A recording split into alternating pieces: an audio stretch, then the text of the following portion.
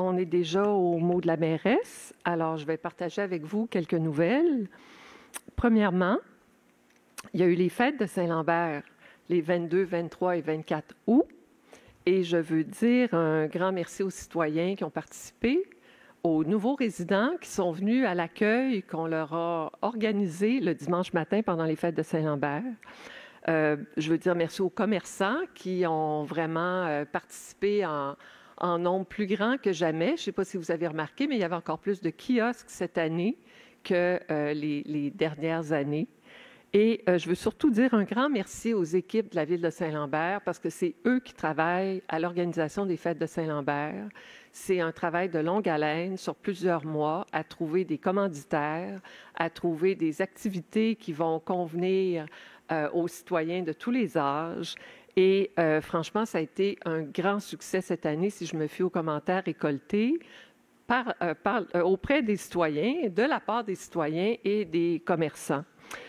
J'y étais pendant les 3 jours, le vendredi, samedi et dimanche, contrairement à ce que le journal de Saint-Lambert a pu véhiculer. Et ça a été vraiment un succès sur toute la ligne. Alors, encore une fois, merci aux équipes des loisirs, des communications et des travaux publics particulièrement, parce que ce sont ces 3 équipes-là qui travaillent très fort à faire un succès de notre belle tradition de nous retrouver entre citoyens à la fin de l'été. Je voudrais aussi remercier l'équipe des communications, je présume, au sujet de l'infolette de vendredi dernier. Et pourquoi particulièrement l'infolette de vendredi dernier, qui, comme vous savez, est envoyée électroniquement vendredi midi à tous les citoyens qui sont abonnés à l'infolette? Je veux dire que j'ai trouvé que le contenu était particulièrement bon et intéressant pour nous, concitoyens, parce qu'on nous a donné des nouvelles des grands chantiers et qu'on nous a annoncé ce qui s'en venait comme projet important dans notre ville, comme initiative d'importance à toutes sortes d'égards. Je ne sais pas si vous avez remarqué cette nouvelle section. Et franchement, c'est une bonne idée parce que je pense que c'est le genre d'information qu'on souhaite avoir comme citoyens qui vivons notre vie quotidienne dans la ville. Alors, je ne sais pas qui a pris l'initiative, mais je voulais vraiment dire que ça a été une très, très belle affaire que de voir ça, puis que j'espère que ça va continuer. Alors, merci, Monsieur le directeur général, de passer le message si jamais les gens des communications n'entendent pas ce que je viens de dire. Je veux aussi saluer les gens de l'Association des retraités de Saint-Lambert qui ont organisé un lunch pour se retrouver le 28 août. Alors ça, c'est vraiment intéressant, mais vous savez qu'il y a des gens qui ont travaillé dans notre ville pendant bon nombre d'années, des 40 ans de service, 35 ans, 25 ans, et ces gens-là continuent de se fréquenter. Alors, ils s'organisent des événements par le biais de leur association, 1, 2 ou 3 fois par année. Et là, j'ai eu le plaisir d'être invitée par eux à aller leur parler le 28 août. Et je trouvais ça vraiment touchant de savoir que dans notre ville, il y a encore un sentiment d'appartenance de la part d'employés qui ont travaillé ici pendant de longues années et qui ont le goût de continuer à se voir puis de continuer à participer à des activités ensemble dans notre ville. Alors, merci pour l'invitation et puis j'espère que vous continuerez cette belle tradition. Je voudrais aussi, sur une note bien triste, je voudrais vous dire qu'on a appris le décès de Martin Croteau. Martin Croteau est décédé le 28 août à l'âge de 55 ans. Et Martin Croteau, il a été conseiller municipal pendant 3 mandats, donc très impliqué dans notre ville à un jeune âge, disons-le. Et c'est vraiment triste. Il laisse dans le deuil son épouse, sa famille, son père et ses enfants. Il y aura une cérémonie pour lui le 20 septembre prochain à l'église Saint-Thomas à 9h30 le matin. Je reviens davantage à l'administration de la ville pour vous dire que on a eu une rencontre avec les commerçants du village pour discuter des enjeux de collecte de matières résiduelles, particulièrement au village. la situation n'est pas idéale depuis les changements que Québec nous a imposés puis que la Ville a aussi enclenché au 1er janvier 2025, étant donné toute la refonte des collectes de matières résiduelles au Québec. On a été conscientisés. Je pense que certains d'entre nous avaient de toute façon déjà constaté que la situation n'était pas idéale. Pourquoi? Parce que la collecte du recyclage se faisait, même pour les commerçants, aux 2 semaines, ce qui provoque l'accumulation de matières recyclables pendant trop longtemps pour que les bacs de recyclage suffisent à contenir toutes ces matières-là. Alors, ce que le Conseil a décidé de faire suite à cette rencontre, pour pallier aux problèmes que ça cause aux commerçants qui ne savent plus où mettre leur recyclage, étant donné la cueillette aux 2 semaines seulement, le Conseil a décidé, suite à l'analyse qu'a faite le service de l'environnement, d'aller de l'avant avec une modification au contrat que la Ville a conclu en date du 1er janvier 2025 avec le fournisseur qui ramasse le recyclage. Alors, pour les commerçants du village, au lieu d'avoir une cueillette aux 2 semaines pour le recyclage, le fournisseur va dorénavant passer aux semaines. Alors, c'est une amélioration qui, on l'espère, va faire une différence dans la vie des commerçants. Vous allez entendre un peu plus tard qu'on va prendre une résolution pour modifier ce contrat-là. On rajoute 107 000 $ de coûts au contrat pour faire ça, mais on était d'accord pour dire que ça valait vraiment la peine d'investir davantage dans ce service-là parce qu'on veut que notre village demeure beau et propre. Et évidemment, on veut que nos commerçants puissent faire les choses comme il faut avec leurs déchets. Donc, ça, c'est pour les commerçants. Pour les résidents, ça demeure une cueillette aux 2 semaines, je tiens à le dire. Et puis, parlant de collecte, je voudrais redire, d'autant plus que j'ai constaté que Québec fait une campagne de publicité depuis quelques jours en lien avec le recyclage au Québec. Alors, vous savez que les règles ont changé et début 2025 et on devrait s'attendre à ce que le volume de matières recyclées, donc les matières qu'on met dans le bac de recyclage, augmente beaucoup parce que depuis le 1er janvier 2025, tout ce qui est contenant, emballage et imprimé, mais tout ce qui est contenant, emballage et imprimé va dans le bac de recyclage.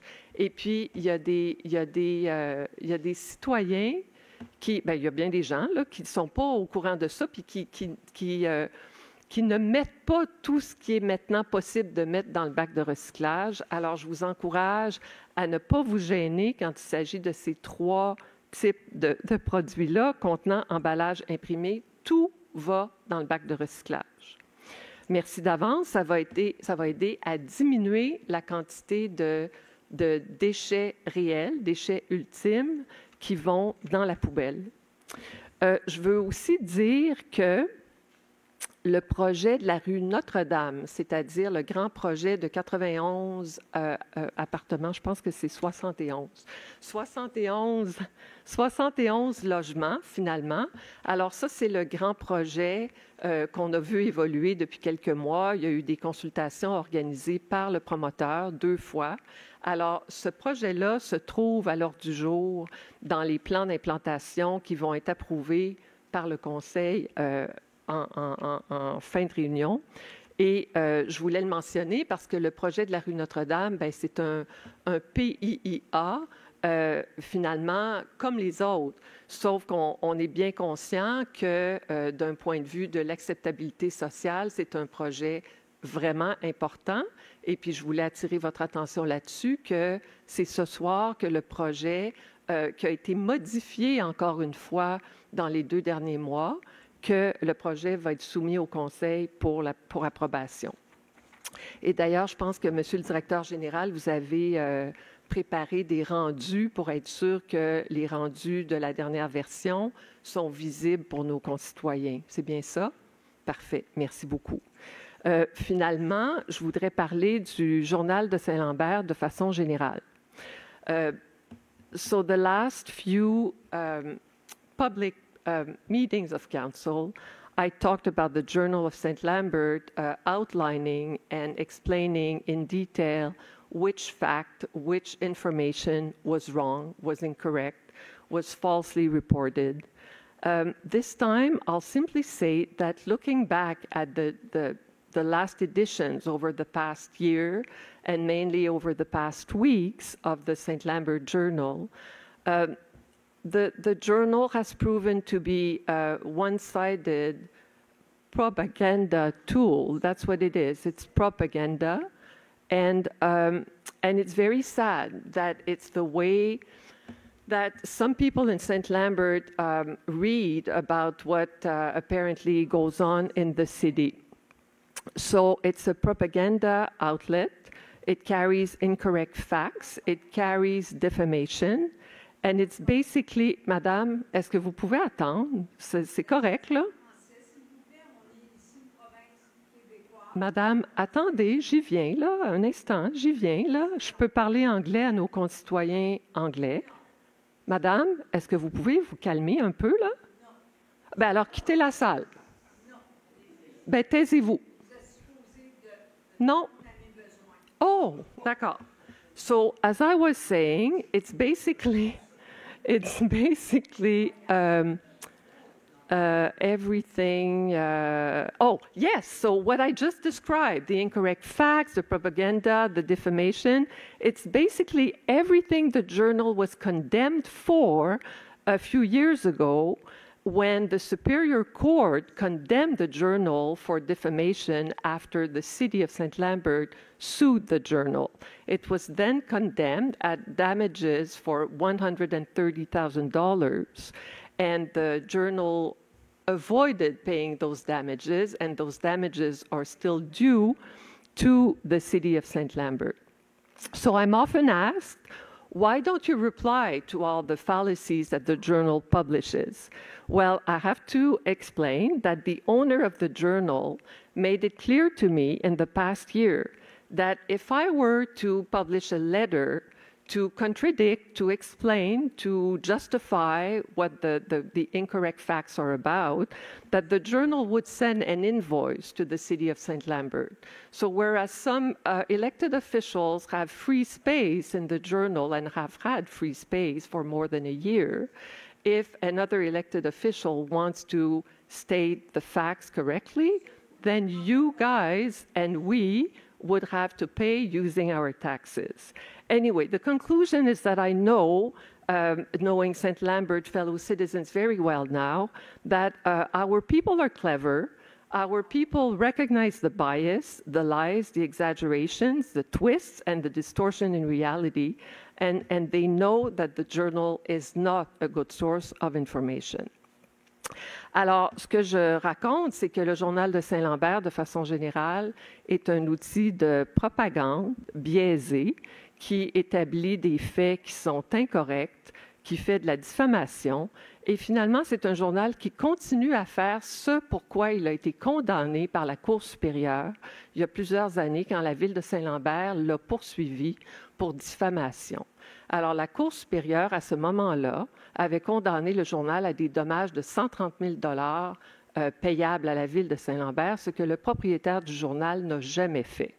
Alors, les dommages demeurent impayés et le journal continue ces manœuvres dolosives de désinformation et de mésinformation.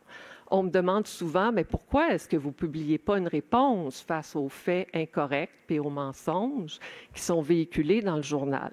La réponse est bien facile. Le propriétaire lui-même m'a confirmé par écrit que si moi, comme mairesse, je voulais corriger des faits, que je voulais publier un texte, une opinion, une lettre, que le journal va envoyer une facture à la ville et que vous, chers concitoyens, et nous tous ici, allons devoir payer pour un texte de ce genre, alors que d'autres élus publient gratuitement depuis plus d'1 an dans le journal sans payer quoi que ce soit.